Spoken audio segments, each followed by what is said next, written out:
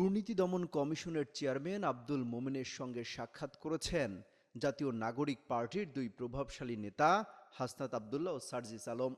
বুধবার দুপুরে সাক্ষাৎ শেষে দুদক কার্যালয় থেকে বের হওয়ার সময় সাংবাদিকদের মুখোমুখি হন হাসনাত আব্দুল্লাহ। তিনি বলেন, আমরা কিছু অভিযোগ নিয়ে দুদকে এসেছিলাম, আমাদের অভিযোগগুলো লিখিতভাবে জানিয়েছি।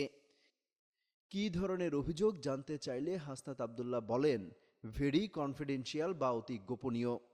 কাদের বিরুদ্ধে অভিযোগ এমন প্রশ্নে সরাসরি উত্তর না দিয়ে হাসনাত বলেন, এটি ভেরি কনফিডেন্সিয়াল।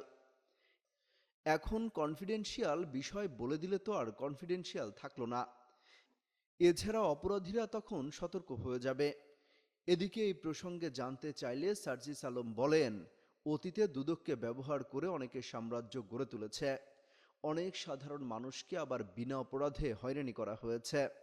এই সময়ে এসেও এখন আমরা সেটি প্রত্যাশা করি না। আমাদের কিছু অভিযোগ ছিল, আমরা সেগুলো লিখিতভাবে জানিয়েছি, সেজন্যই আমরা এখানে এসেছি। এর বেশি কিছু বলছি না এখন।